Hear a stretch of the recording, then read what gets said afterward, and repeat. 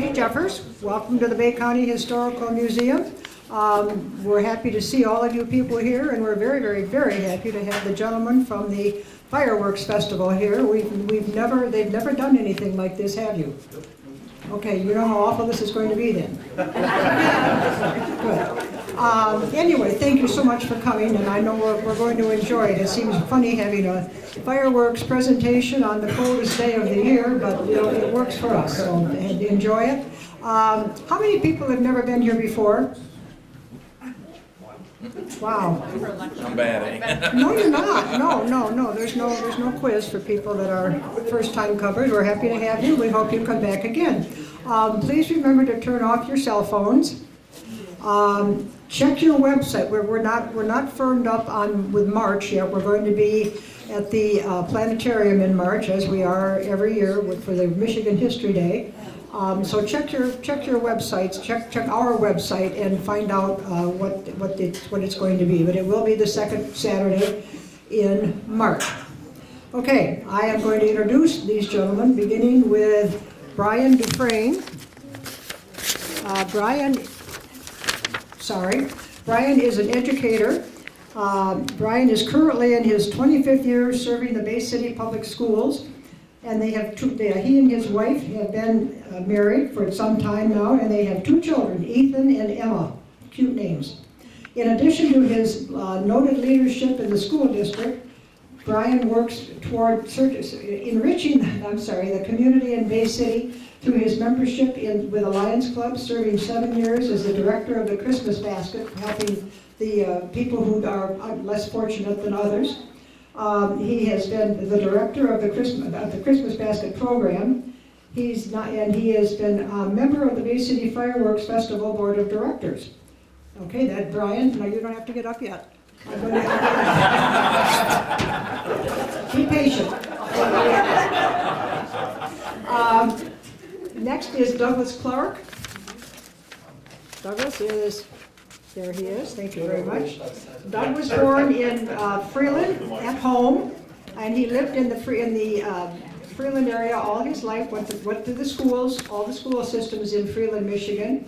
After graduating, he moved to Colorado, where he ended up living for the next 4 years. When his father became ill, he returned to Michigan, where he worked different jobs over the next several years.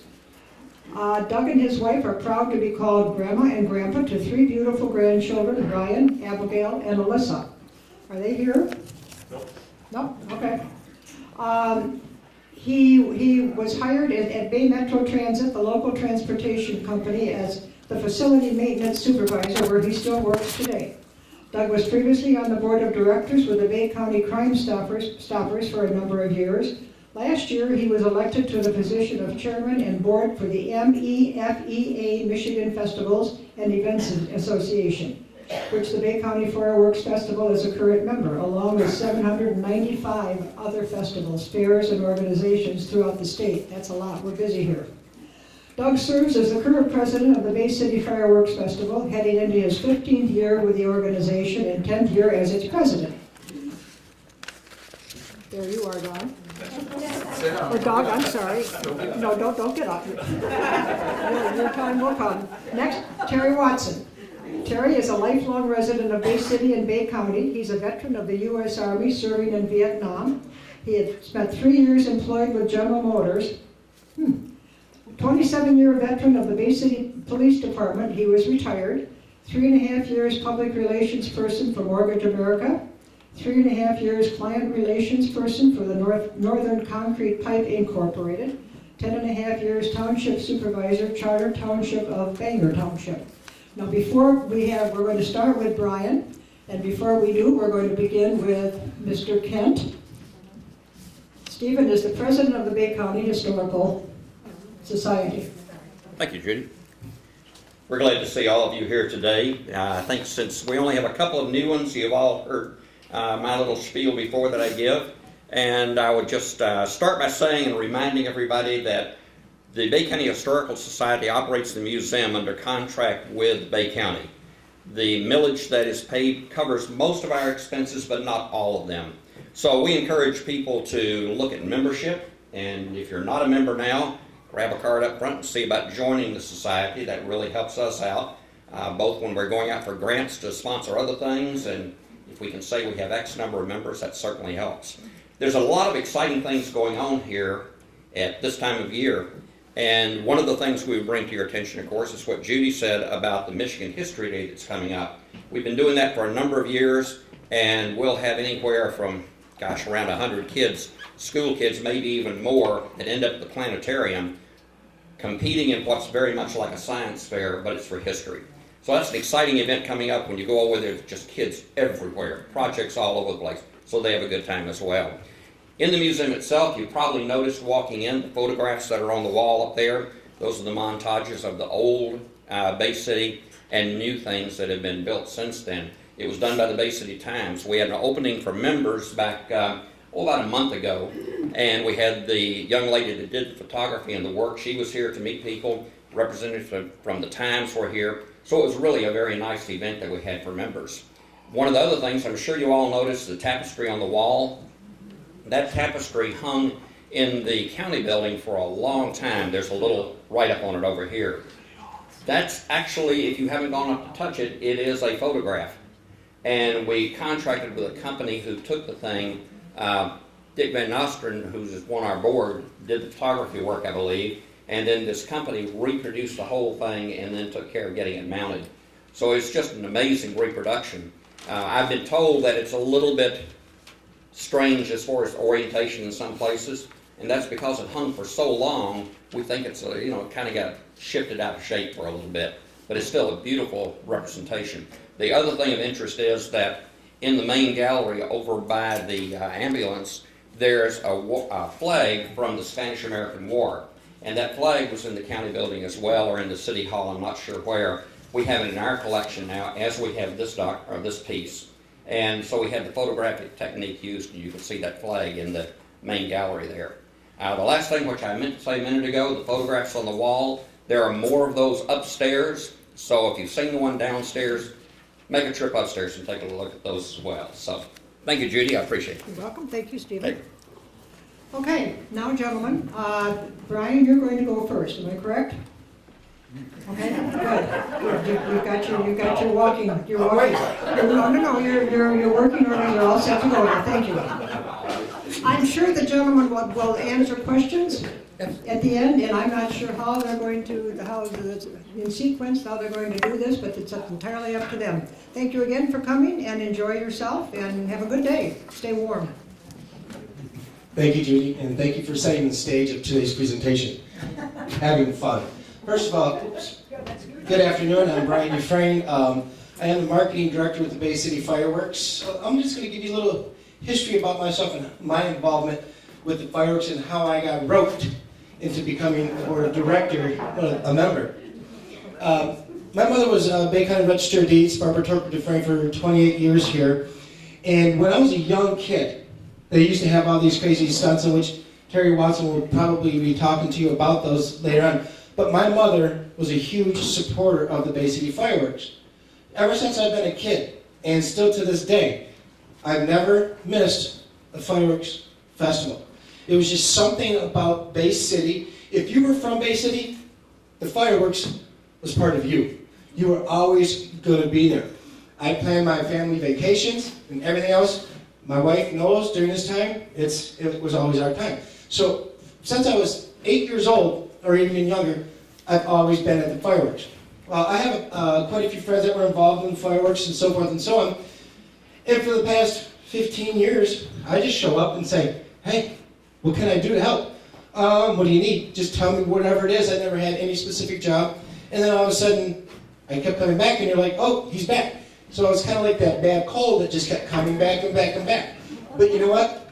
There was something about coming back and being part of the fireworks, because as a person who's lived in Bay City all his life, Bay County, fireworks, to me, is one of the biggest symbols of this town in the state. If you see people from down in Detroit and you say you're from Bay City, oh, you're from the fireworks. You guys have the big fireworks. Yes and no, they don't go Madonna, the stinky city. No, they talk about the fireworks. So they always talk about that, no matter where you go. I was down in Tennessee. My in-laws live down there. They talk about the fireworks, Bay City's fireworks in Tennessee. I'm like, are y'all right? Y'all got that right? And so Bay City fireworks are well known. And you know what, as a person of Bay City, it's very, very special to this town. And as a marketing director, people say, what do you have to do as a director of marketing? This event markets itself. It does to most people, but you know what? There's a lot of things that happen that I will guarantee that people in this room only know probably 10 to 15% of what actually happens during the festival, all the different activities that are going on. We print about 10,000 flyers that we hand out each day to the people as they enter the park on Saturday and the big day, and throughout the days, coordinating the advertisements on the radio. How many of you listen to or have Johnny Burke on the radio? We used to do it live with WHNN and also with ABC 12. Well, now that's a little bit different this year because now he's no longer with WHNN, and we're going to see what happens. But as a marketing director, I advertise and put information out for people to get around the parks and venture around. And as a volunteer for the fireworks, what do I do during the fireworks itself? You know what? I still haven't figured out what it is that specifically I do, but I can tell you I do so many different things. It's whatever comes up, and you just take off and you go. I work on the west side, and I'm like the fireman over there. They call me the fireman, and I'm like the second fireman. Dave Nelson is the first fireman. And we take and go throughout the park and take care of all the vendors. We have the mobile homes, as you see. It's become a huge, huge business. We still haven't figured out how much money the fireworks brings into this town for those 3 days. Well, we know it's a substantial amount for all the businesses in this community.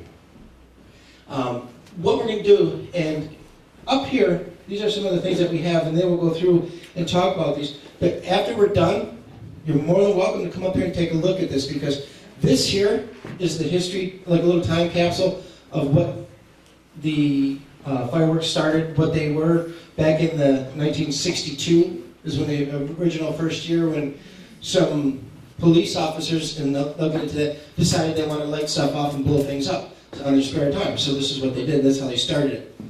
What I'm going to do at this time, I'm going to turn it over to Terry Watson. Terry Watson, let me tell you a little bit about Terry. Those of you who've been around here long enough know Terry has done some marketing stunts. He's sat on a cherry picker down in the thing. Was in the sewer for one point, and then they were worried about, in the sewer there's gases, you know, so they figured he didn't want to die. But Terry has done a lot of these things. Terry is what we consider the father, one of the original fathers and grandfather of the fireworks. And really what is special about today is we have the camera back there. Terry's going to get up here and speak about how the fireworks started. And he's going to give you a unique history of the fireworks itself. But for us,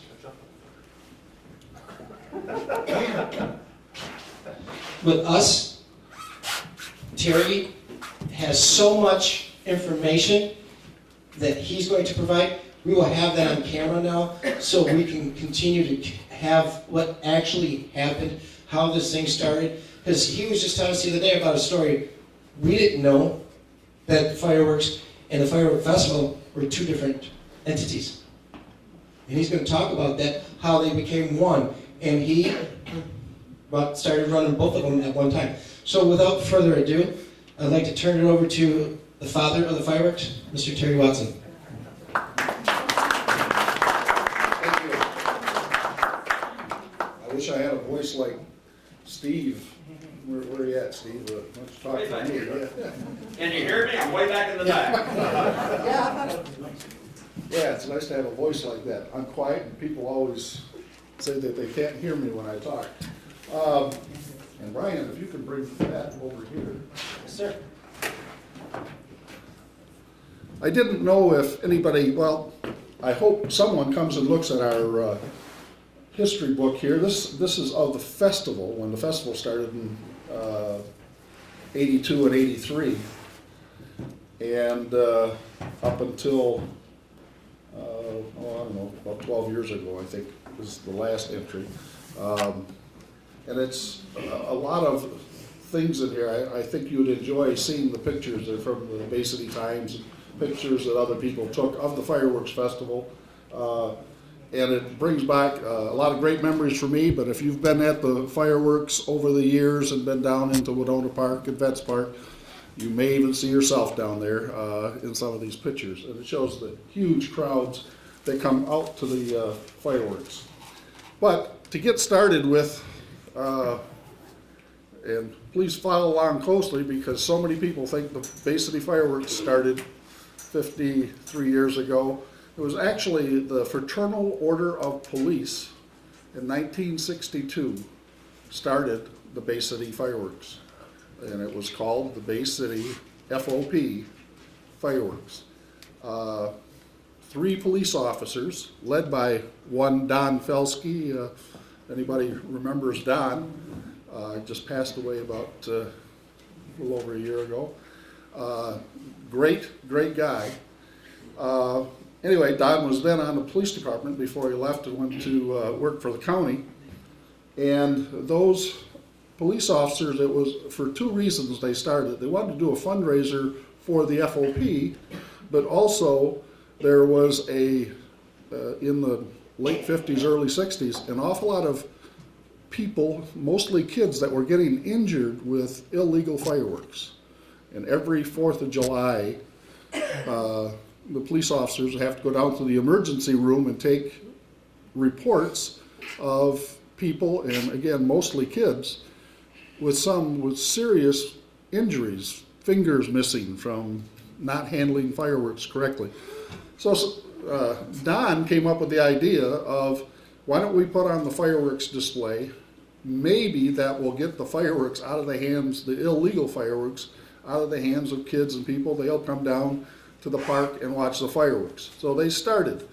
Don didn't know, and I've talked to him many times about his first couple years of what they spent on fireworks, but it was just what they collected in a matter of a week or 2 before the fireworks. They called up a fireworks company that was actually in Saginaw, excuse me, and ordered the fireworks and shot them on the 4th of July, and they didn't advertise it. It was word of mouth. It was just a grassroots fireworks display. 10 years later, a rookie policeman came into work at 2 o'clock in the afternoon, working second shift, and a veteran police officer who had been doing the fireworks the previous year or 2 came up to him and said, I need some help with our fireworks collections. Would you come and help me collect for the fireworks? Well, I was that rookie, and back in those days when a veteran officer came up and asked you to do something, you don't say no. I had no idea what I was getting into, but anyway, he and I, for 2 weeks, went. This is his fault. He didn't turn it off. Brian. Hey, I was more worried about other things. Thanks, Doug.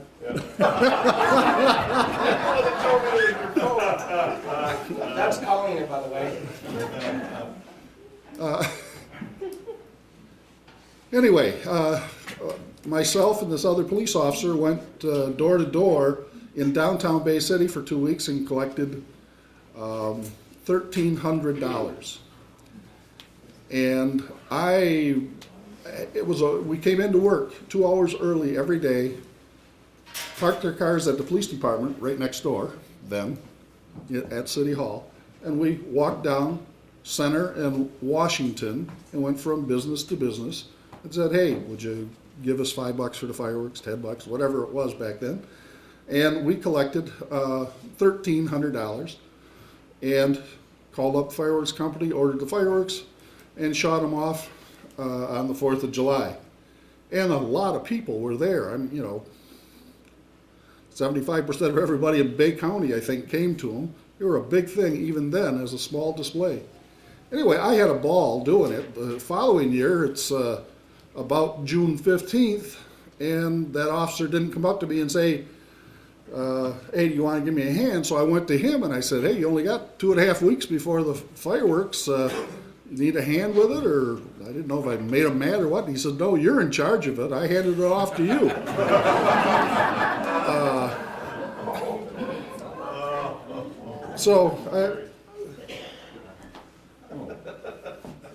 Second year was a little different. Yeah, Doug worked hard at putting this together, and I should. Just gotta keep you in line. Okay. Well, now I'm a full 1 year still rookie on the Bay City Police Department. I got a guy that just said, hey, this thing is yours, go do it. So for the next, well, I had to work real hard, and I worked twice as fast, and I just went door to door like we did the year before, but I moved faster, and I collected $2,000 in less than 2 weeks. Called, ordered the fireworks, and everybody was raving about the fireworks because they were so large that year. Well, of course, you know, when people are walking around patting you on the back, oh, gee, I'm going to do that and make it better next year. What does it say that I'm doing now? Not much work went into them in the very beginning, just a couple weeks of work. But every year, it was my goal to make the display bigger and bigger. Now, we were that was 72, 3, 74, 75, and it was the sesquicentennial, 1976. And by that time, the media had jumped into getting on board with the fireworks because they had gotten larger. People now were starting to come in from Saginaw, Midland, surrounding counties to see the fireworks. And it was obviously becoming a fairly big deal in Bay City. I went out and set a goal back in April to raise $6,000 for that year's display. And I went out for about a month and raised about $2,000, and I was starting to get nervous. So I did a couple things to get people's attention and started giving out, I bought some cards that people could put in their windows of their business saying, I support the FOP fireworks. Anyway, I got a couple other people that said, hey, do you need some help? I said, sure, come on, help me. We raised $10,000 that year. Got recognized by organizations outside the state of Michigan for having such a large display. And of course, that's where it got to be, it has to be bigger and better every year. So that's been our theme ever since 1976, is that we have to do something to make it better every year. Am I on track? I knew you were gonna shoot for the hip anyways. Yeah. When I hit the key, you switch, okay? We used to do things, we used to have circuses over the 4th of July in Betts Park. They used to put these huge circus tents up.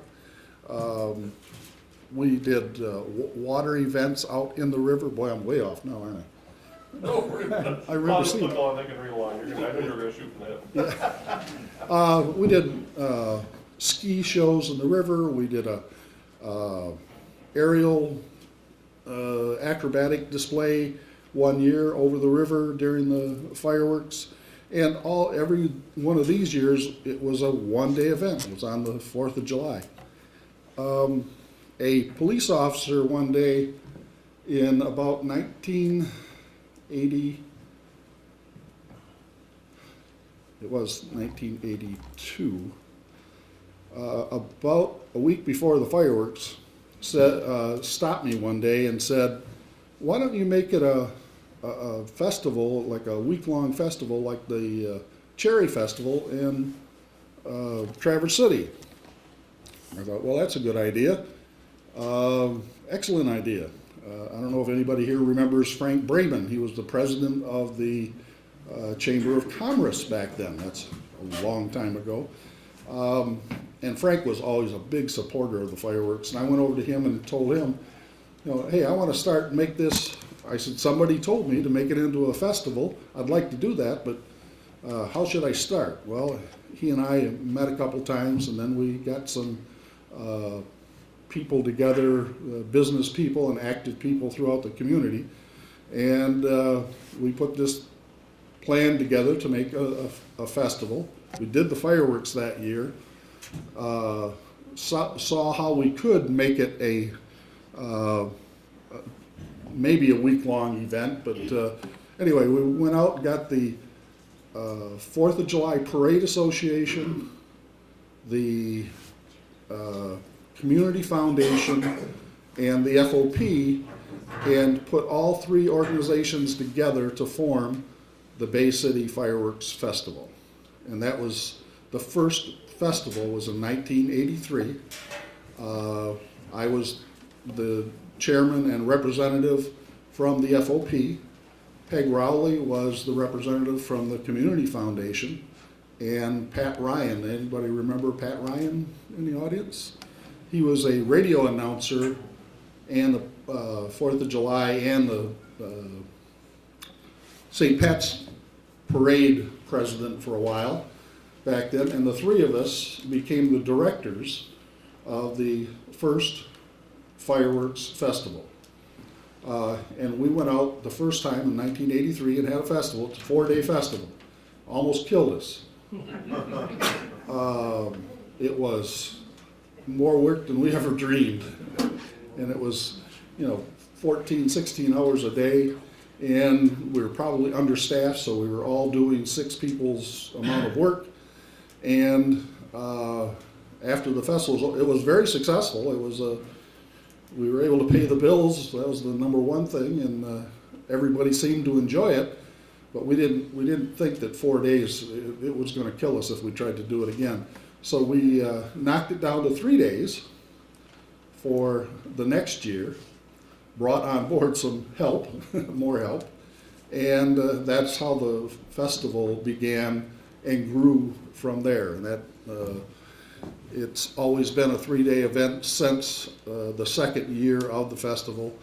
And again, we used to do every kind of thing to raise money because it kept getting bigger and bigger and bigger. And we went from, well, now the budget, Doug will tell you what the budget is now, but it was almost $300,000. You're over $300,000 now. It's nearly $300,000 about 15 years ago, from $1,300 the first year that it started. So it's grown, and it does get national attention. I've virtually been in 50% of every state in the United States and have talked about the fireworks and had people come up and they know about them, they've been here. We used to put a map up, I don't know if you still do it or not, a map up in Winona Park and ask people to stop in and put pins in the map where you're from. And we get people, we had to put up a world map after about the 3rd year we did that, because not necessarily did somebody come from France over to Bay City, but they came from France to the United States and came to the fireworks festival. So we were getting people from all around the world coming to the fireworks festival every year. We probably, I think, in attendance for the entire festival peaked several years ago, and I'm guessing that we were probably 350 to 400,000 people over a 3-day period. And to give you some idea of what that does to the economy. Now, I know all these people, maybe 6 people came into Bay City and went to your house and watched the fireworks from your front yard or backyard or wherever. You didn't necessarily come down to the park, or you didn't stay at a hotel. But in 1966, Bay County hired a study done about tourism in Bay County. And that study, this is 1966 money, for every person you brought into your community for the day, they would spend a minimum of $33. Remember, this was 1966. If they come in and spent the night coming into an event in your community, they would spend $66. Do the math. You're talking about, you couldn't come into Bay City for anything for a whole day and spend $33. If you had 2 meals, it would take up that. But if you bring in 100,000, if you only brought in 100,000 people, and they only spent 8 or 12 hours here, and still only spent $33, that's $330,000, but they're going to spend 10 times that. And back many years ago, I did the math, and so there are millions of dollars actually that are pumped into our economy, and not everybody sees it. It's not filling your pocket or my pocket, but there's an awful lot of money that comes into the community. So it does do something for our community, more than just make it a nice place to be on a summer weekend. So there is an economic benefit to the community. It's a great way for people to do a very inexpensive, fun thing for the weekend. It's a good way to salute your flag and be proud that you're an American. And it's a great way to watch a great fireworks display. And is there anybody here that wasn't here for the 50th fireworks display? Almost everybody was here. Oh, yeah, right. Well, the fireworks display, the 50th fireworks display were fantastic. I was in awe of that display, and the finale was just the best finale that I'd ever seen. As it says behind, we had hard times back in, I think it was 86, 87, the nation went into a little dip in the financial dip, and not necessarily a recession, but it was hard times, and it was hard collecting money. I was very nervous about us not being able to reach our goal that year. And one day I was either reading a paper, I think it was an article in the Bay City Times about some radio announcer that did a stunt down in Florida, and he buried himself in a casket for he was trying to raise money for something. Bad thing is, the young man died. So I mean, that was not, it was a bad article, but it gave me an idea that I wasn't going to bury myself in a casket, but bringing that, I mean, if it brought national attention to his bad luck, maybe if you had good luck, it would get a lot of attention around here. So I came up with an idea, and I'll try to touch on a few of the stunts that I did over the years. But my first one, and we just found it in the book here, and there's a slim, trim guy up in a bucket. I don't know who he was, but I went up, and I don't know if the first one was going to be for 3 days or 4 days, but I always set a goal, a financial goal. I was going to raise $15,000 or stay up for 4 days, whichever came first. I usually did them on a Thursday, Friday, Saturday, and Sunday.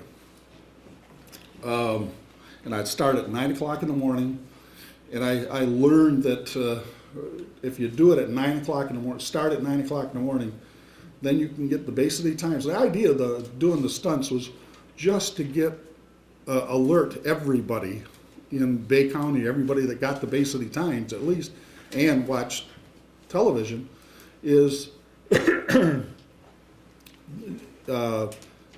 get the notice out there that we're trying to raise money. Even if somebody didn't come to give money to the stunt, it would remind them the next time they saw somebody with a bucket, or they saw a canister in a 7-Eleven store, or saw T-shirts at the Register of Deeds office, they would buy or spend or donate money. Anyway, I went up in a 70-foot cherry picker bucket from the light department, and I think I did probably about 10 or 12 stunts during the next 10 or 12 years, and not once did I ever have nice weather. If after about 5 stunts, I used to tell people, I'm doing my stunts, so come on down and give money. Don't plan on going up north to your cottage. Don't plan on doing this, because I guarantee you that there will be bad weather. And believe me, and never, ever, if it was 10 stunts, 12 stunts, never did I have good weather. It was miserable. In that stunt, it got windy. I'm 70 feet in the air, up there in a thing that looks like this, a little bucket. I couldn't get down in the bucket. It was so small that I could bend my knees and get down. If this was the top of the bucket, I could get down about this high. Well, I had a umbrella that I held over me like this when it rained. But at 4 o'clock in the morning, it's not fun to be up there.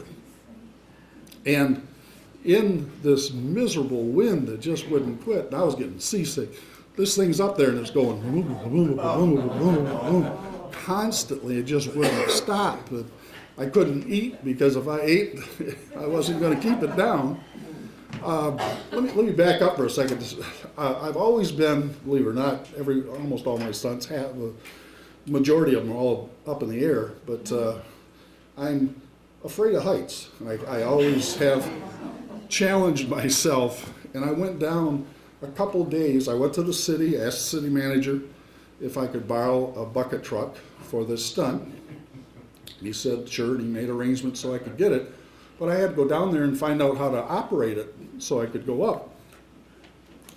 So I went down, and this electric guy jumps in the bucket with me, and he says, here's up, here's down, here's left, here's right, and we're on the bucket's like this, down on the ground. He says, well, let's go up and take a look from up there, and he just throws the lever, and the thing goes up like that, and my heart and everything's still laying on the ground. Anyway, it scared the death out of me, and we came down. I'm not lying.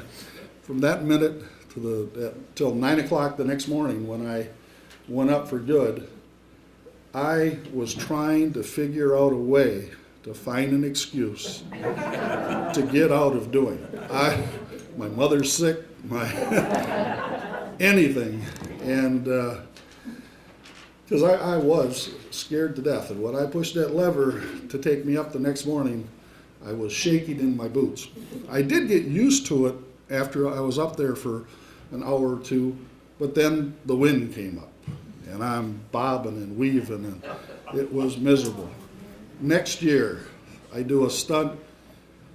Next year, I did another bucket stunt. Following year, if you remember, if you saw it, we put up a scaffolding in Winona Park. And I was up 65 feet at scaffolding, and I thought, this is the way to get rid of the wind. I mean, if you put up scaffolding and you got it roped down and you're up there, and I had a little pup tent on top of the scaffolding, the wind wouldn't blow it around as much because it would be tied down, and it would be a platform. Well, that isn't true. And it rained, and it was windy, and the thing shook. It didn't work. I mean, it worked. A couple times, the worse the weather was, there were a couple businessmen that over the years would come up, and I'd be $1,000 away from my goal and still had 24 hours to go for my 4th day, and they'd come up and write a check for $1,000 just so I could get down. I bought cars from them, and carpeting from them, for the rest of my life because they saved me. But there were a couple times that I got to save. Now, I went down the sewers beneath Winona Park. That's if you didn't know it, beneath Winona Park is a sewer system down there, and it's not a sanitary sewer; it's a storm sewer, but it still was yucky, and there were spiders this big around down there, and somebody, I don't know if it was somebody that didn't like me or somebody that did like me, they called OSHA on me. And OSHA came down to kick me out of there, but they couldn't because they have no authority, because I wasn't doing this as a job, or I wasn't working. So they had no authority over me because I was down there of my own volition and I wasn't getting paid to do it. So it wasn't a job-related hazard. But if you remember, the ship that was parked there for several years, the ocean-going ship, Lake Guardian. Somebody remembered it. It was down there, and they came over and gave me a meter, and it was a gas meter. So I had it down in the sewer with me, so it could read the gases, and if it got too bad, they also gave me a breathing apparatus that I could breathe, so I wouldn't get poisoned by the gas. It never did go off. The gases weren't that bad, but I got in the, what I had is a little flat boat, almost like a duck boat, I guess. It was about 10 or 12 feet long and about that deep, and it had two boards across it, and that's what I was going to live on down the sewer. I got in the sewer, I went over the edge into the river, got on the boat and took it in the sewer inlet to a manhole cover in Winona Park, and they took the manhole cover off and I could wave up to the people. That was at 8:45, because at 9 o'clock that day it was going to start. At 9 o'clock, a storm blew in, a northeaster. And the picture might even be in there. I know I have the picture someplace. An hour after, at 10 o'clock that morning, I was sitting in my little boat, this much exposed above ground, because the water raised up so much. It actually trapped the boat to the underneath of the sewer. And I was sticking, it would have crushed me if I would have been, not if I didn't have the manhole to come through. That lasted about a day, and then it went down and we made it. But and then the one that my wife, I didn't even tell my wife this until probably 2 or 3 years after I did it. But the stunt, I was going to live out on the river in the winter, like today, in a ice fishing shanty for 4 days. 2 or 3 days before, it was a normal winter, 25 degrees. There was 6 inches of ice out on the river. 4 days before I was to do the stunt, the temperature went up, and it was in February. The temperature went up to 70 degrees and melted all the ice, or opened up the river. So I went down to Brennan's. They gave me a barge, a flat barge that was about 12 feet long, 8 feet. I could put my ice fishing shanty up on the barge. We towed it down the river, anchored it. Because, I mean, we used to announce these stunts a month ahead of time, so you couldn't say, well, we're not going to do it. So we went ahead, brought the barge down, set up the tent. I got on the tent, or on the barge, in the tent, and I had a generator, a small generator, to give me electricity for the heater that I had with me. It was a little ceramic heater that I had inside the ice fishing shanty. And I had a little 10-foot boat with a little 2-horse motor on it in case of an emergency and I had to go to shore. So now I'm floating out in the river in the middle of the winter. That night, it went down to 19 below zero. I'm telling you, don't take a vacation if I do a it went down to 19 below zero at 2 o'clock, 3 o'clock in the morning. I woke up or was awake and I was freezing to death. My heater wasn't running, the generator wasn't running. I went out and no, it wasn't out of gas. The generator wouldn't run because it froze. It ran out of gas and I couldn't get it started. So I'm freezing to death. Luckily, 4 months before that, I went to the Coast Guard with some other policemen and took a hypothermia class. So at least I was educated in hypothermia.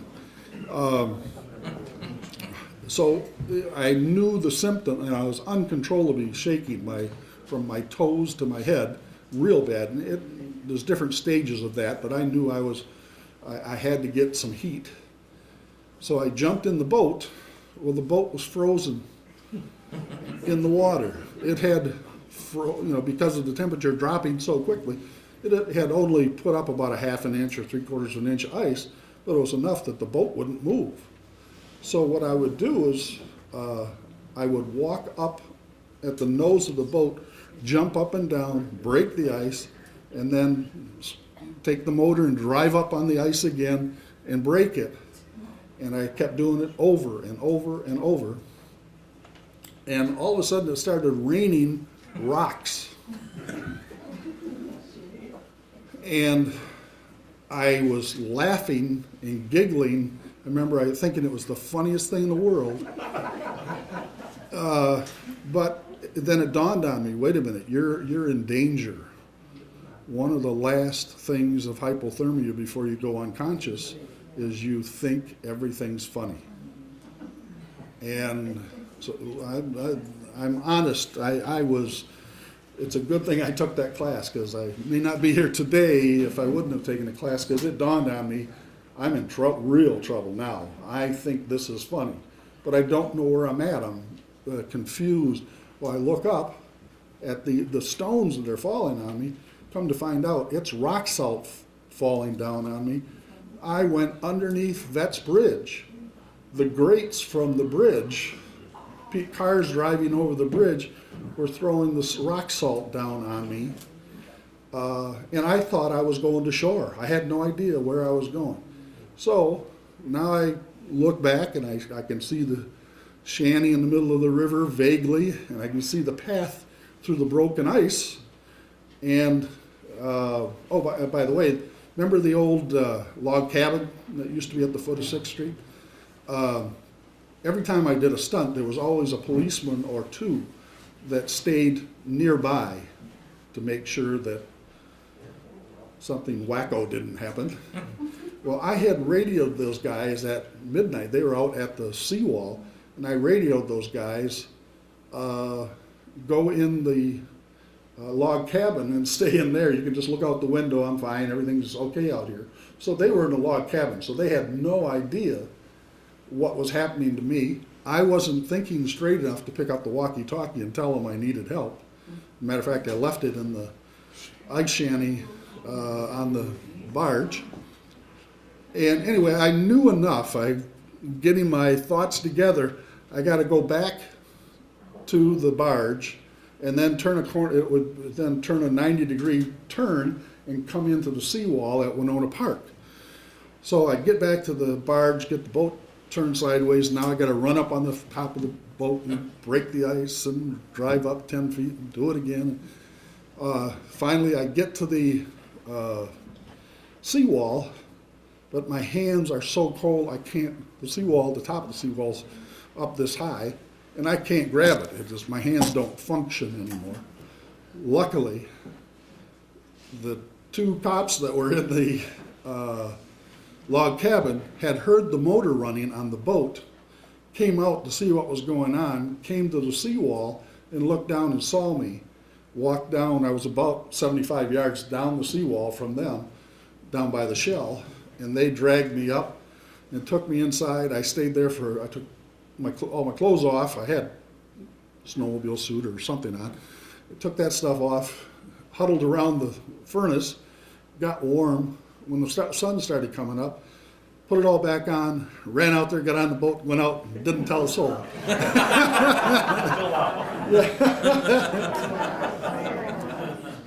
And I didn't tell my wife this until a couple years later because she would have never let me do another stunt. How am I doing on the... You're doing perfect. Just the way you planned it, huh? Yeah. All the time, babe. I'm sorry I can't. One other stunt that was very painful was the last stunt I did because I think it was age and my body couldn't take the beating anymore because, again, it was the weather every time I did it, was the time I sat up on top of the flagpole at the Mortgage America building. It was another Thursday morning, 9 o'clock start. I took it was about that wide and about that long, deer blind, the kind that you strap on a tree, and I took it up on a pole, on the flagpole on top of the Mortgage America building, and strapped it on the flagpole, and chimneyed up there and got on the stand, and then tied myself to the flagpole, and I was going to stay there. That, physically, that one hurt the most. Number one, at 8:45 in the morning, a northeaster blew in. The forecast was supposed to be 60 and sunny that day. A northeaster came in, rain going sideways. Dick, you heard his name mentioned, oh, he's the one that took the picture of this. Dick Van Ostrander from the Bay City Times. It was raining so hard that I saw him go out on the roof of the Bay City Times, which is right across the street from the Mortgage America building. And he took the picture of me up on the flagpole for the Bay City Times that day because he wasn't going to walk across the street in the storm. And he took it from the roof of the Bay City Times of me standing up there. Well, I took trash bags and put them over me. I had a rain gear on, but the rain was sideways and it was blowing and it was half sleet. And I couldn't stay dry. I was soaking wet right to the bone. At 2 o'clock in the morning, my wife brought me a change of clothes, and at 2 o'clock in the morning, it was probably 3 or 4 o'clock, we had to make sure that nobody was around, but I stripped and put warm clothes on just because I was starting to shake all over again, and I was afraid of being overcome by hypothermia. And I changed all my clothes and put warm clothes on in the wee hours of the morning. And when I did come down from that, it was hard. I couldn't even walk for hours. And then for the next day, I got out of bed and I fell down because my legs wouldn't hold me up anymore. So I said, the stunts are over. But they worked. I probably can't go anywhere in town without people bringing up one of those stunts that I did. Every one of them were very successful at raising not only money, but attention to raising the money for the fireworks. And that was, people say,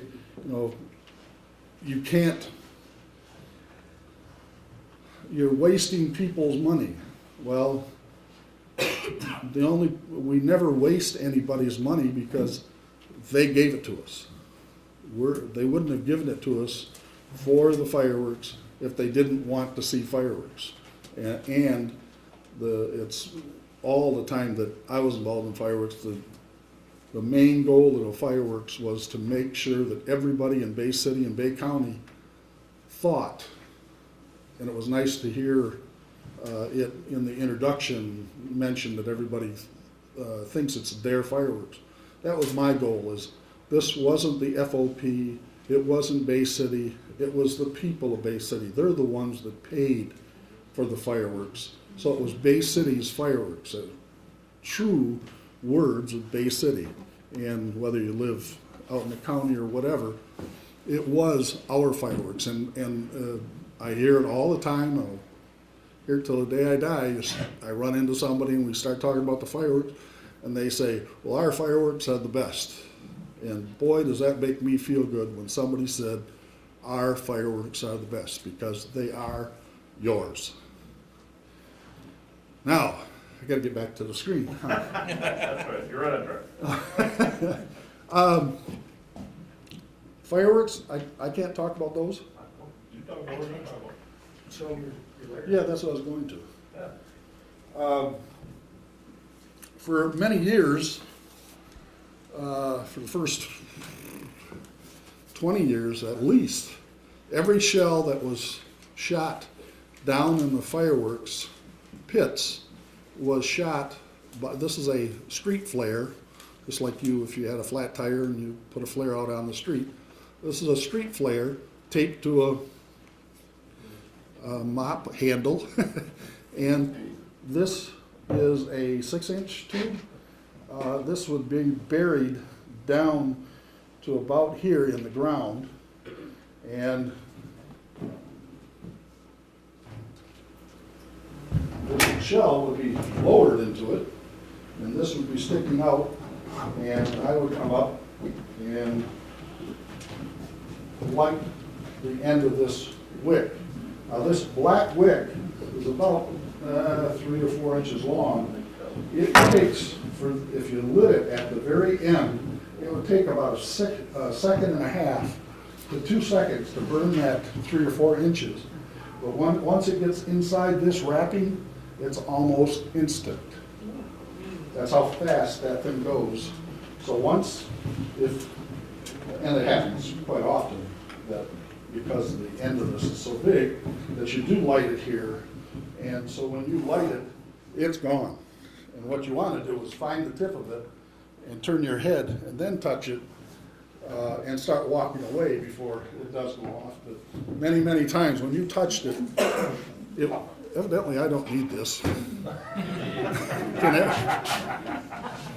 Nobody's yelling when I don't. Can everybody hear me? Good, I won't use that then. Aha, the young Dufresne is done. Anyway, this was the old way, and when Doug gets up here, he'll show you the new way. For many, many years, the fireworks company used to charge us 33% of the cost of fireworks. You buy $1,000 worth of fireworks, they charge you $333 to come and light them for you. Every nickel and dime I raised, I wanted it to go in fireworks. I got upset when I found out that I was paying that much to have somebody come and light them. So for 2 years, I assisted a licensed person so I could get licensed to light them. And then after 2 years, then for the next 10 years, I lit every show.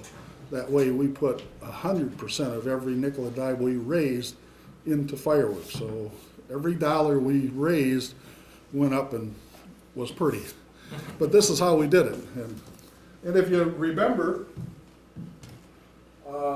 we had a accident in whatever year that was. What happened is, and it was a 10-inch shell, so it was that much larger than this. They put the shell in. This is called a lift charge right here, this bump on the bottom. And obviously a 10-inch shell would be out here and the lift charge would be much larger. The lift charge failed.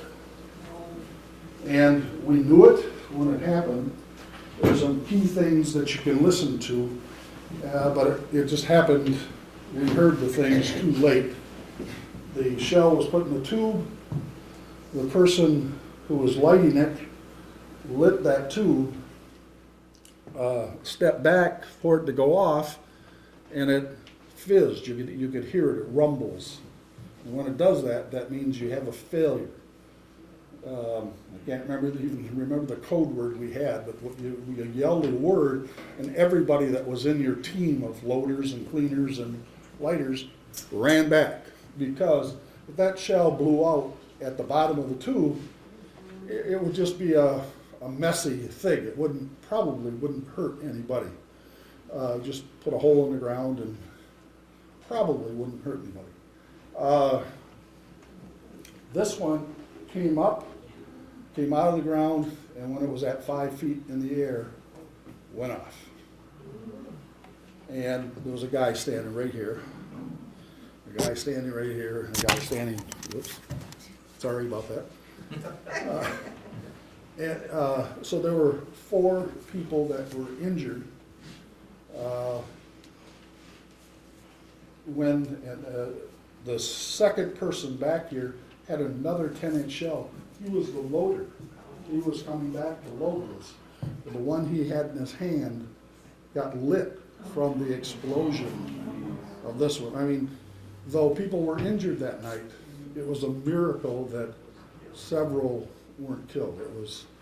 It knocked him down. The good thing about it is when it knocked him down and lit the shell that he had, when he fell to the ground, he dropped it, and it rolled away from him. It went off and injured him and some other people, but nowhere near as badly, obviously, if he would have still had it in his hands. Anyway, that's what happened the night of the fireworks. And I felt super guilty. Again, the nearest person to that shell was probably that close, or this close to that shell when it went off. And it just happened to be a good friend of mine. He was a state trooper who was filling in for me. 3 months before that, I had a heart attack, and my doctor said I couldn't light the fireworks. So it's very strenuous. You do that for an hour, and it's a lot of hard work.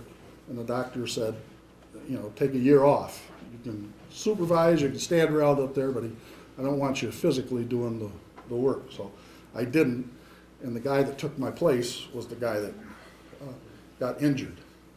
There were three people that really got seriously injured.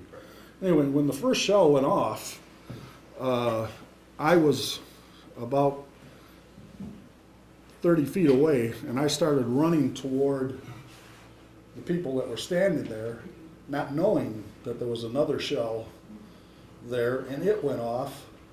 And I had enough time that I was able to turn halfway, and I got hit by one of the balls inside the fireworks, and I had a welt that big around in my ribs from the shell. It was a miracle that somebody didn't catch that in the face. There were several balls, and so that was a disaster that happened the best it could have ever happened, because the injuries, in a few months, everybody was fine.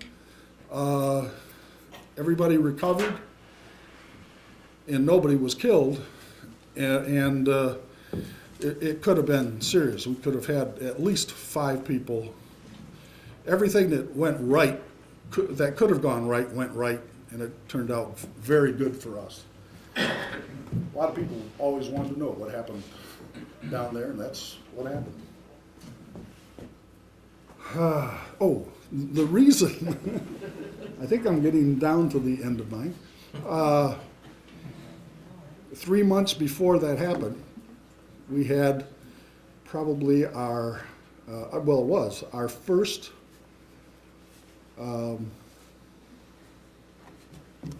is it then? Yeah, it must have been. Our first telethon. Has everybody seen our telethon that we do on TV and raise money with it? It's my watch. Take a step, my phone this time. I'm the one that accused him. You got one of those new watches for Christmas. That's your phone and your watch and all that stuff. Anyway, I had we did our first telethon. It was back in the days of Bresnan. What was the first? Or it was Garrity. When Garrity was out in Essexville, they had a room a third the size of this room, and we put on the first telethon in that room out at Bresnan.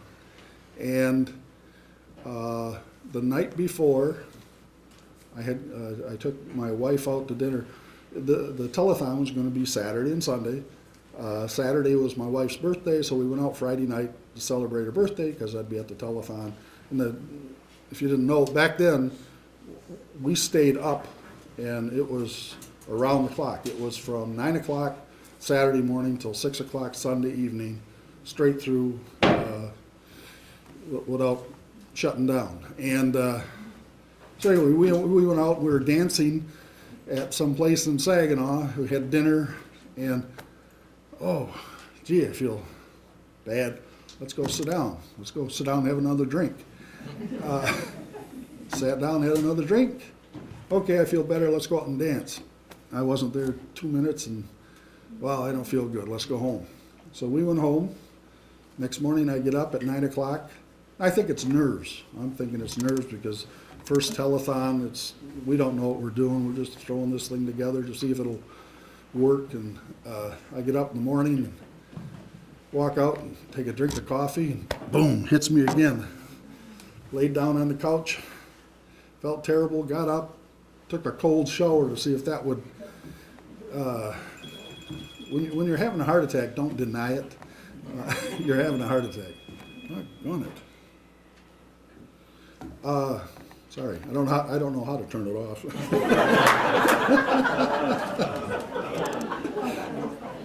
If it was, my phone is in my back pocket and it's not ringing because I turned that off. I got dressed and went down to Bresnan, and I actually went up to the, Lori Maxon was the producer, and I went up to her and I said, I feel terrible. I might go to the hospital and get checked. I said, I don't know what's wrong, but I just feel terrible. If I don't, I said, whatever you do, keep things going. Just have somebody go up there and ramble. We got to do this thing. Don't let it stop because I'm not here. Well, I, for some reason, got my second wind and made it straight through the night. On to the next day. Ended up, we made our goal at the last hour and shut down at 6 o'clock Sunday night. And everybody, and there were like 6 of us in charge of the whole thing, and we each had a job. My job was pulling the tape up off the floor.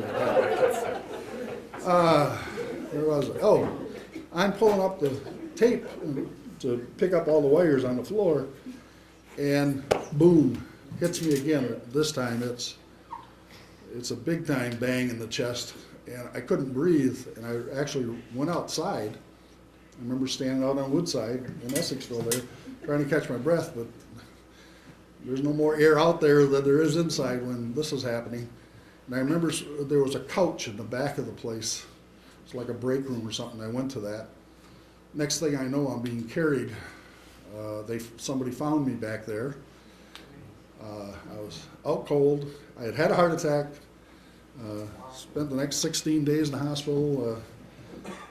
And that was a stunt. And that's why I couldn't shoot the year that they were shooting the fireworks. We almost killed the governor that year. Governor Blanchard came to the fireworks. He was there. He stayed for the first half of the fireworks. So we had 20% of the fireworks were keyed up on a board, electronically shot.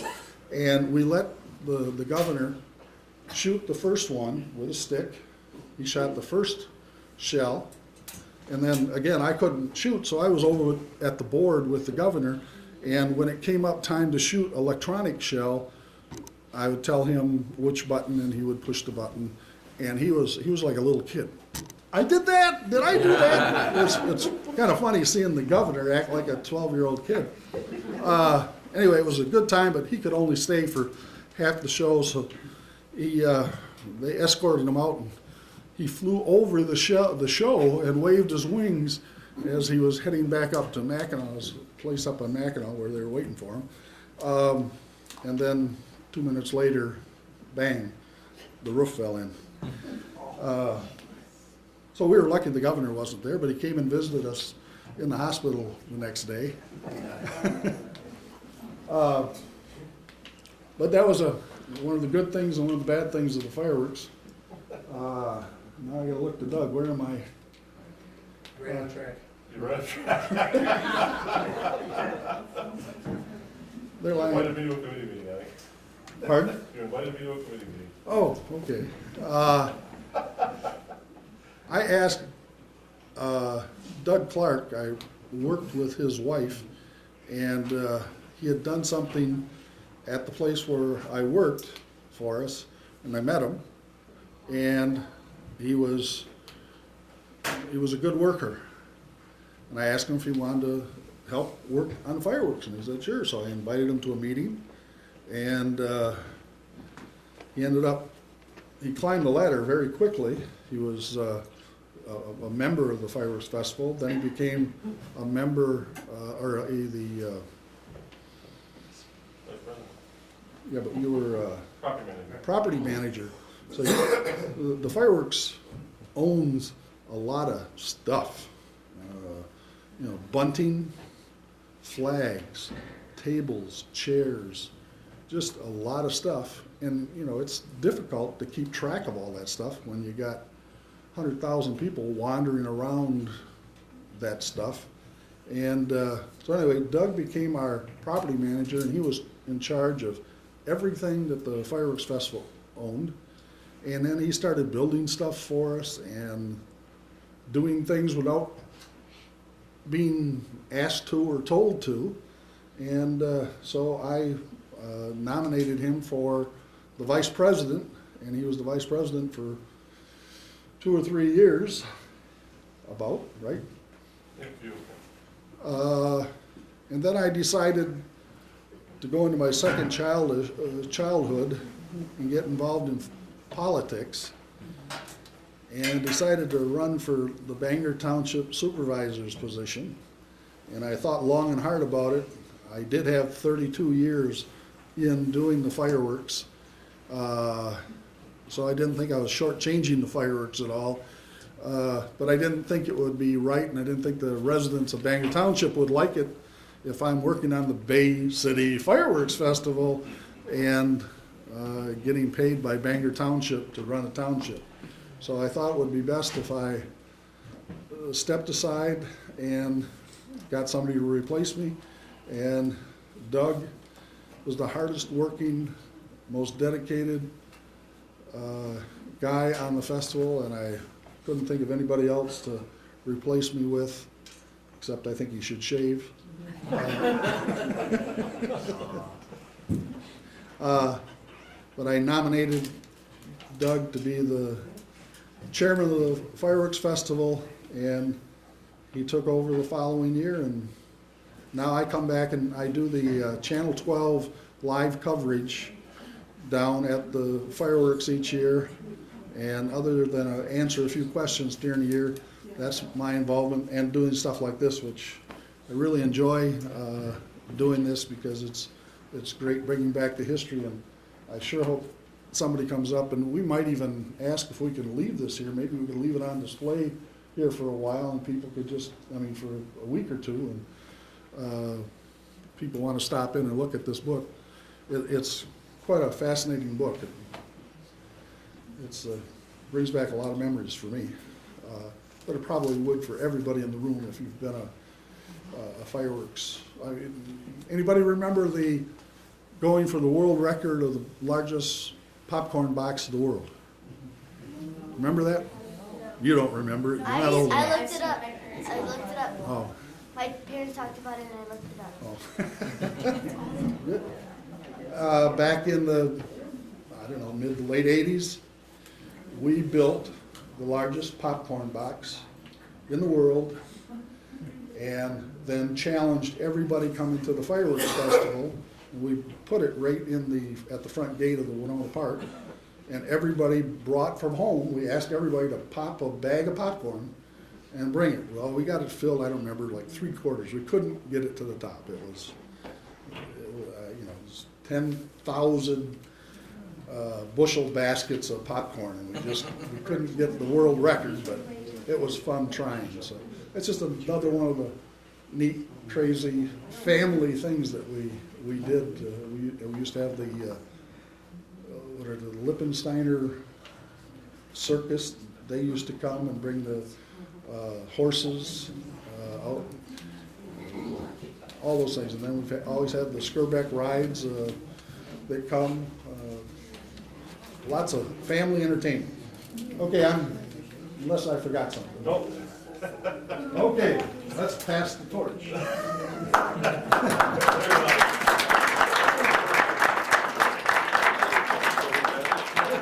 This is Doug Clark. Yeah, I don't need a microphone either. And I'm going to be short because I know we've we knew this was going to happen. Terry just sort of wings it. That's how he's done it the whole time. He's ran the fireworks festival, and I sort of took my lead from him too and stuff. That's the way of the fireworks, I guess. We just sort of wing it. So I appreciate you guys hanging with us. I know we've been on a little bit longer than we expected and stuff. So I'm going to just sort of fly through real quick and just introduce you to who I am if you don't know who I am and stuff, and a little bit of how I got involved with this as well. Like Terry said, back in 2001, he invited me to a committee meeting. At that committee meeting, the property manager resigned. He just stood up and said, "I resign effective immediately." Terry looked at the back of the room and said, "Doug?" I said, "I don't care. I'll do it, whatever." So I started as a property manager in 2001. And then I believe it was the next year or the year after, the president and vice president, or the vice president, I should say, stepped down. And at that time, that's when Terry had asked the board of directors. He thought that I would be a good leader on the festival, and asked if they would appoint me, or if they would accept his appointment of me to vice president. So at that point, I became vice president of the festival, and really from there on, it was a lot of mentorship from Terry and stuff, trying to figure out what needed to be done and what my role was with the festival. The first year was pretty crazy and stuff because obviously 2001, 9/11 happened. Obviously everybody remembers 9/11.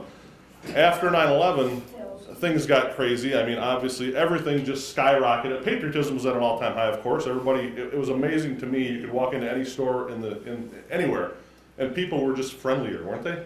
I mean, that year people were so friendly and stuff. Everybody wanted to say hi and stuff. I think there was a huge amount of patriotism and stuff from everybody that year, just because we all came together as Americans after 9/11.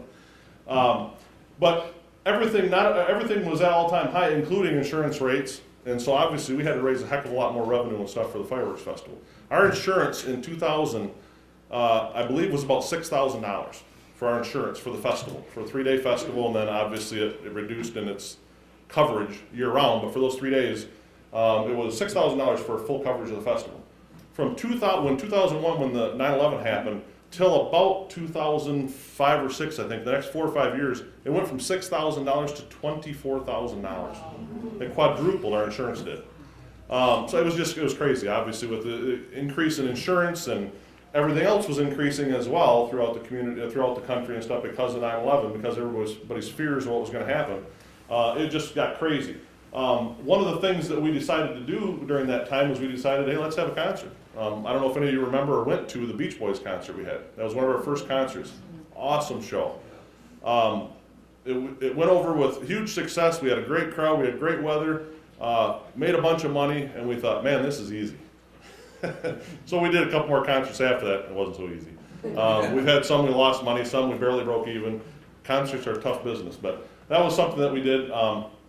When I was mentoring under Terry and stuff, my first few years as vice president, one of the things that Brian had mentioned stuff that he told me, you're the fireman now. You're the fireman of this festival. You need to go around and make sure, put out all the fires. If there's an issue in the park, either side of the park or river, you need to go around and put the fire out.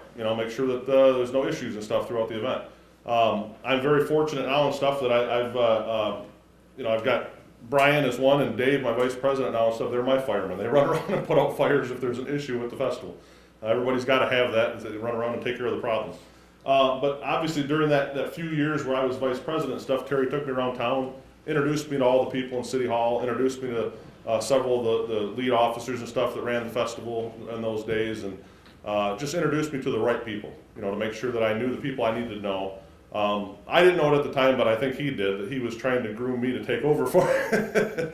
But he turned me around, introduced me to everybody and stuff. Obviously, I was just his shadow. I followed him everywhere, sort of tried to learn what was going on with the festival, and just try to keep track of what was going on.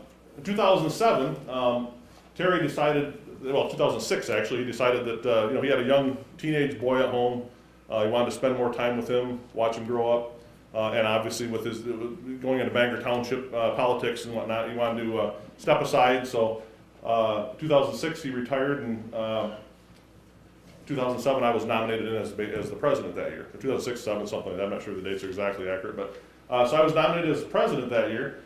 And obviously, I felt I had big shoes to fill and stuff. But when I started looking at all the different things, the telethon, fundraising, the festival itself, there was a lot of huge responsibility that came along with being the president of the Fireworks Festival. As Brian mentioned in his opening, there's so many things that go along with this that you folks probably don't even realize. I know Terry touched on all the early days and stuff, what it took, and obviously none of that has changed, and it's just grown. There's so many things it takes to put this event on that we'd be sitting here for another hour and 15 minutes if I talked about it all. But we went through a lot of different things, and the telethon, which we had mentioned earlier and stuff, actually is coming up in a few weeks, March 5th and 6th.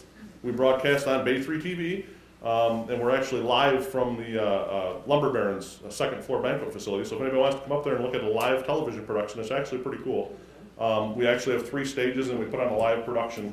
And as Terry had said, it's 36 hours. We don't do it round the clock anymore because we don't get as many viewers in the middle of the night. But we run at 9 o'clock in the morning Saturday until about 11 o'clock at night, and then we go to tape throughout the evening, and then 6 o'clock, or throughout the night, and then 6 o'clock in the morning until 6 o'clock at night Sunday. But the telethon has become a pretty big moneymaker for us. It's a good fundraiser to start the year. We raise anywhere between $15,000 and $20,000, and that sort of gives us that little boost in the arm to get going, to get for the festival going and stuff, get our bank account fattened up a little bit so we have money to do things we need to do leading up to the festival.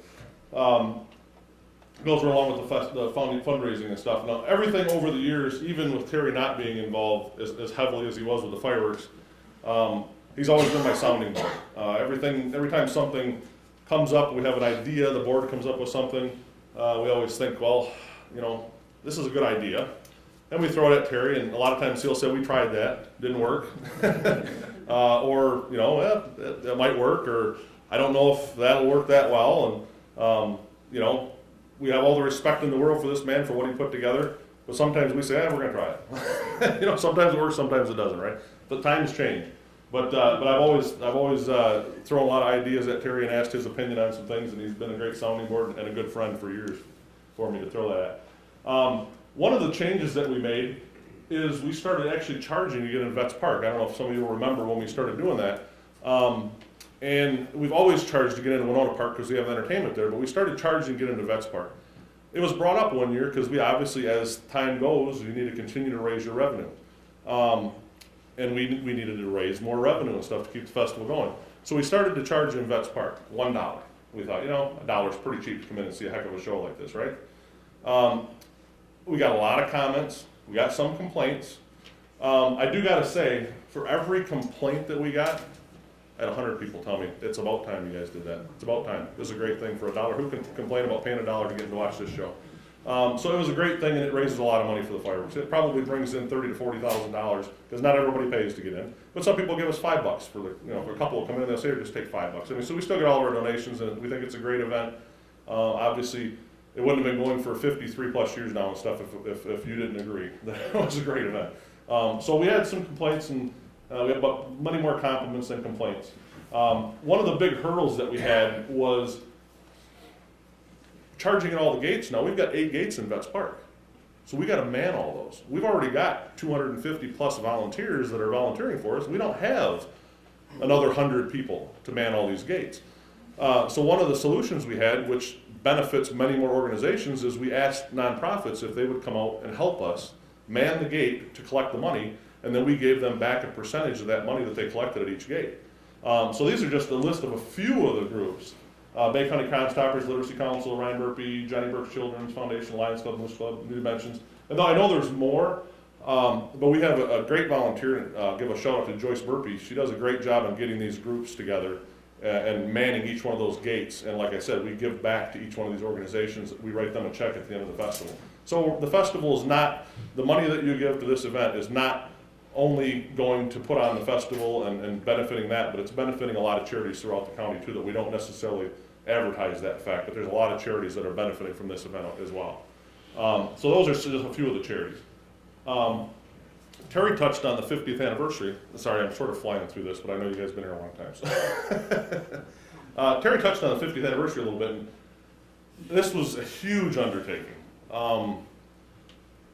When we went to put this thing together, and by the way, this was one of these deals where we asked, Terry had been retired now for a few years, 4 or 5 years, and we had asked him to come back on as honorary board member that year.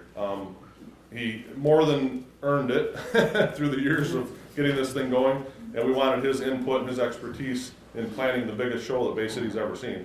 But this thing was huge. We had to actually, we went through the state representative's office. Charlie Brunner at the time was state representative, and he had to go through and talk down in Lansing with MDOT to get them to approve the closure of the bridge. If you all remember, we shot from the bridge that year. We had to go through the state of Michigan to get MDOT closed, or get the bridge closed through MDOT. I actually talked to Congressman Kilday's office, and he talked with the Coast Guard as far as getting the river shut down, going under that bridge area. Rivers shut down every year during the festival, but this was a special occasion that year. We had to have extra permissions, so to speak. So we went through the state, we went through the Capitol, through Congress. And then the Bay City Police Department and Bay County Sheriff's Department were huge, obviously, and they're huge every year in helping us to put this event on. But the 50th anniversary was like none anybody has ever seen. It was just unbelievable. So we had to have the help of the Bay City Police Department and Bay County Sheriff's Department and stuff with all the road closures and just traffic, pedestrian traffic and vehicle traffic was just crazy. And then, planning everything and stuff. That was the year before. For years there was talk about development of the property, the uptown site property. And it was going to happen, it was going to happen, it was going to happen. Well, that was the year, the 50th anniversary, that we heard this is going to be probably your last year you can shoot on that side of the river. So that was a huge undertaking that we made sure that we did what we had to do on that side of the river that year and stuff, and basically put on one heck of a show. I think when he asked you earlier, I think everybody was pretty much here to watch the 50th, right? That was one of the most amazing shows I've ever seen in my life. But one of the things that we had, the issues that we had, like we said, was that the uptown site being constructed, every year is a little bit different. You always have to work around those things. And one of the things that we had to work around was the uptown site being developed, and we think it's an unbelievable thing what Shaheen has done with that property down there with their organization. And it is a beautiful site down there, but it's something that obviously we had to work around to make sure that we could still put on the great shows that the Bay City Fireworks Festival puts on. And so after that, as you all noticed, this last year we had some area fenced off, or maybe you didn't notice, but we had some area fenced off over there and stuff because we still are utilizing that. We had meetings with the Shaheen Company and talked with them, and they allowed us to still utilize some of their property so we can load barges and shoot from the middle of the river. You have to have a 70 foot per inch of shell is your safety parameter that you have to have by fire code for every shell that we fire. So these are 6-inch shell, Terry was showing you earlier, 6-inch shell, that would require 420 foot safety. Because if that shell goes up, as Terry mentioned in the accident that happened, if that shell goes up, when it explodes 70 feet per inch of shell.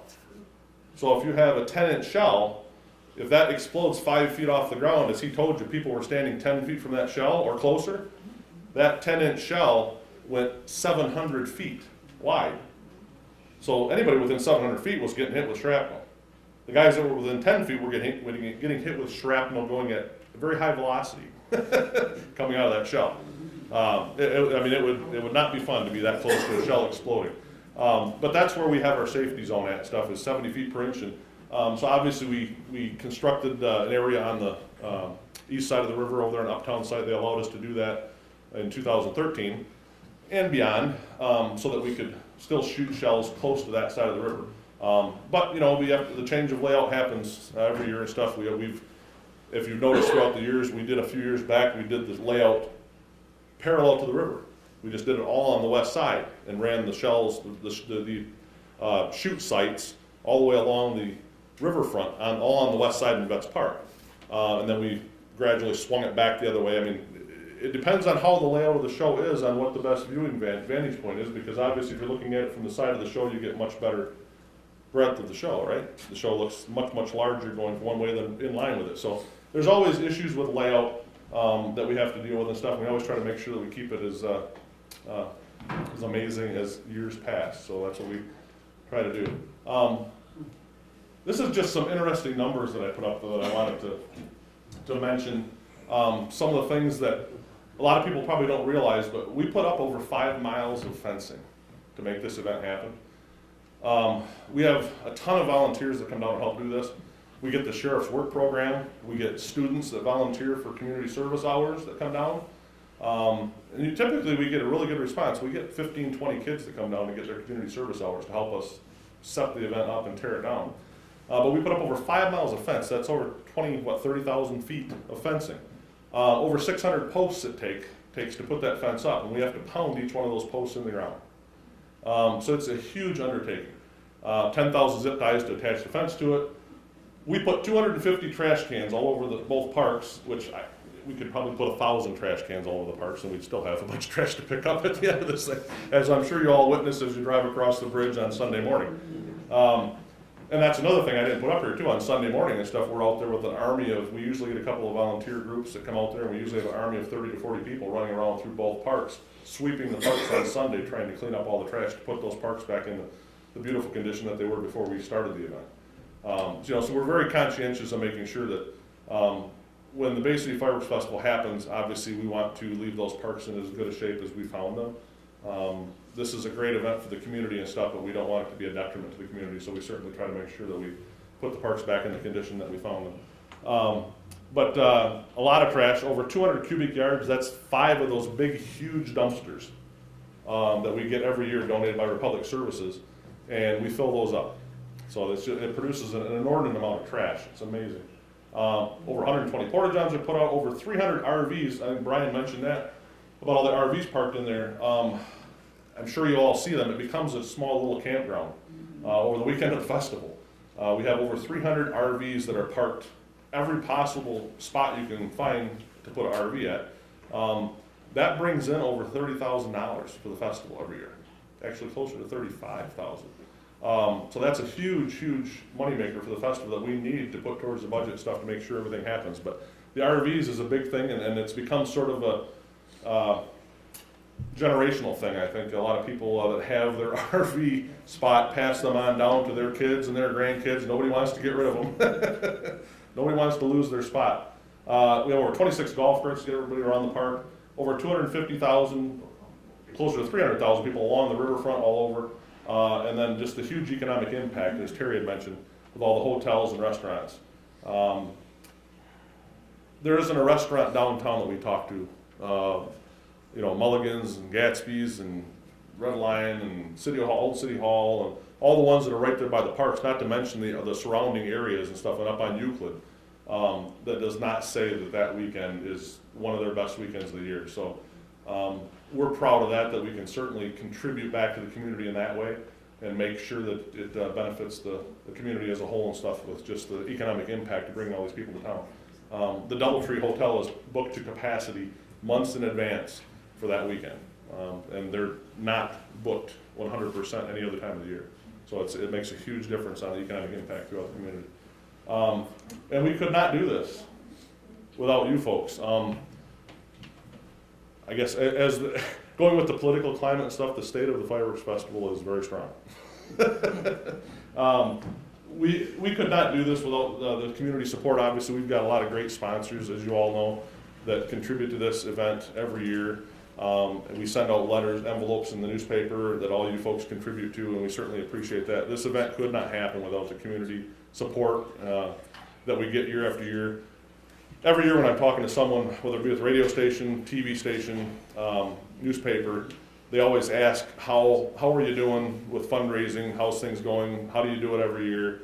And my response has never changed in the 10 years that I've been president, 15 years I've been involved with it. My response has always been this community will not let us fail. You guys just don't let us fail every year. It's amazing to me how much people just want to see this event continue. It wouldn't have happened for 53 years and stuff if people didn't want to see it happen. You know, it's just amazing. So with that, I want to say thank you. I like I say, I know I breezed through a little bit quick and stuff because I know I wanted to get you guys out of here. It's been a little bit longer than we expected. This is the way of the fireworks. Up here, you guys. This is the way of the fireworks. You know, sort of winging it. And me and Brian both knew that we probably needed 2 hours with Terry to go an hour and a half and me to go a half an hour. But this is the man who started all this and made this happen. I'm proud to call him friend. It's amazing, this event. I'm proud to be in the position I'm in, taking over an event that he started, because it's amazing that. But with that, I just want to thank both of you guys for being here and putting this together, and I want to thank you folks for contributing to what you to the festival and making sure that it continues to happen year after year. Again, we couldn't do it without you. So thank you very much.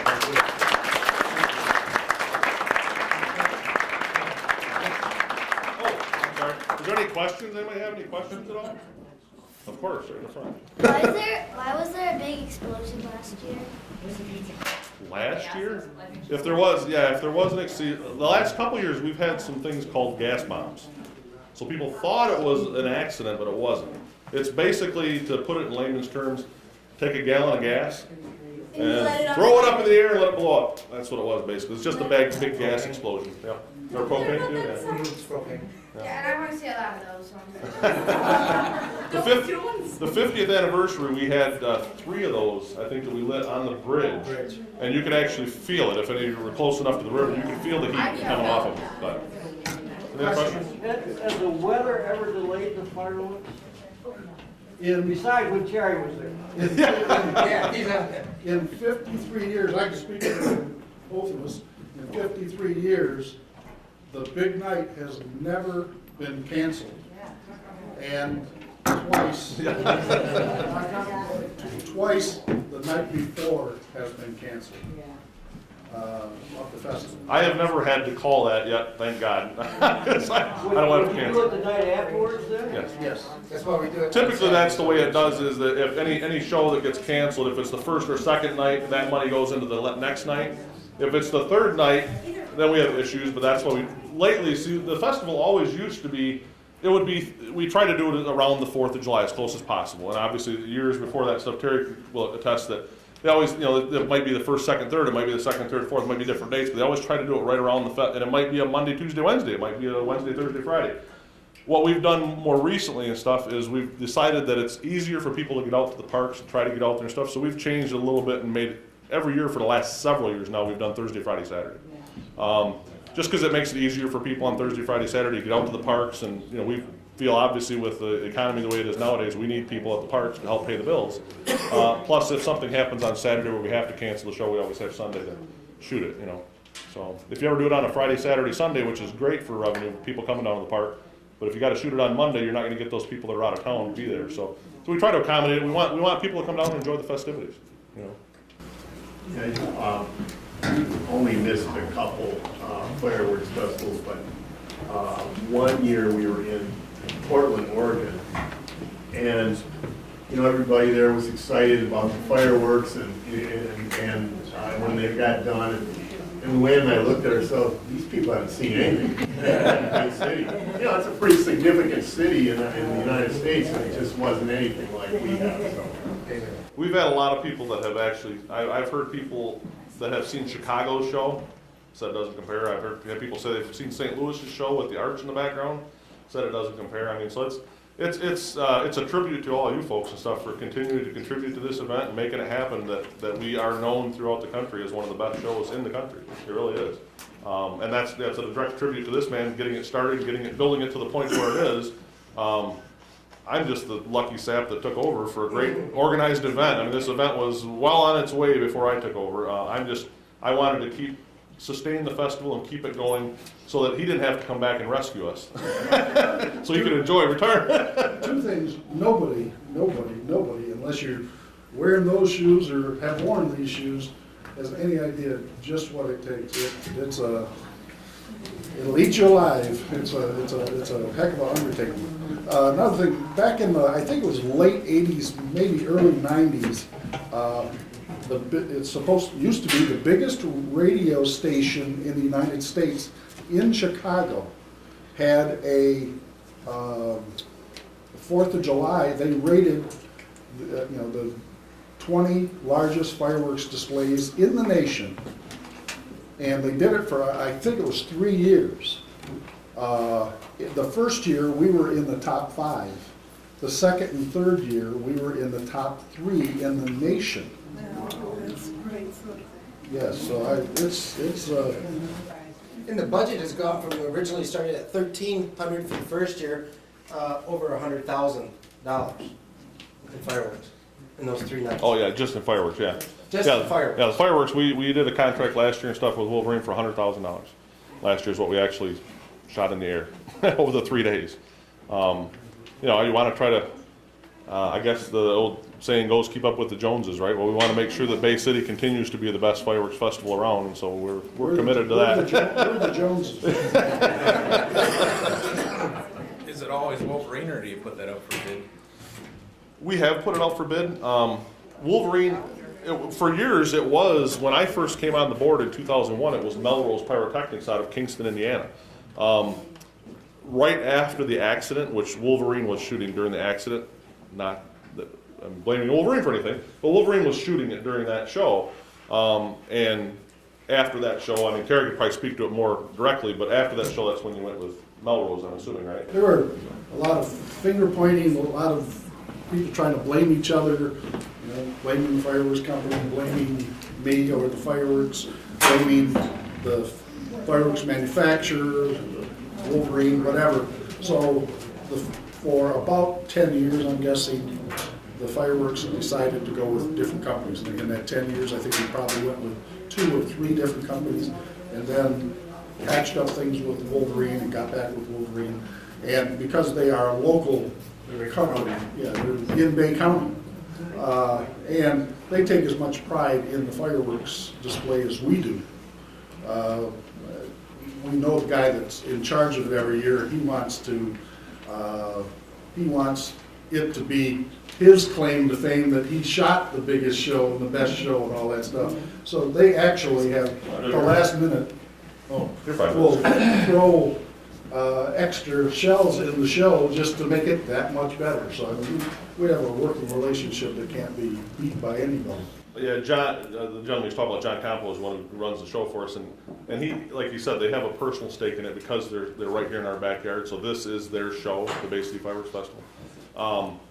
But just an example, John, he's always telling me and stuff. Oh, you gotta see this shell I grabbed for your show. He'll grab extra shells to put in our show because he wants to make it that much better. Don't anybody tell his boss. He always grabs extra shells. He wants to make sure they're extra special. But speaking of that, this is one of them. This is a 4-inch shell. This is actually a new shell. As you see, most shells are the round shell that you saw right there. This is something new and stuff that they're going to be shooting off and stuff. And it's actually a column shell and stuff like that, where these things break off in columns and go out. And it's supposed to make a pretty spectacular display. But anyway, so this will be sort of cool and stuff to see when they shoot these off. I believe you said they're going to have some of these in the show this year. So it's sort of something sort of different. Where are those coming from? Where do you buy that? They get, matter of fact, I was just out to Wolverine's shop just to pick up these props and stuff last week. And anybody's welcome to come look at them, see what we have here. They are not real. Yeah, no, yeah, these are. But Al, one of the guys who owns Wolverine, was just telling me that they just got in 8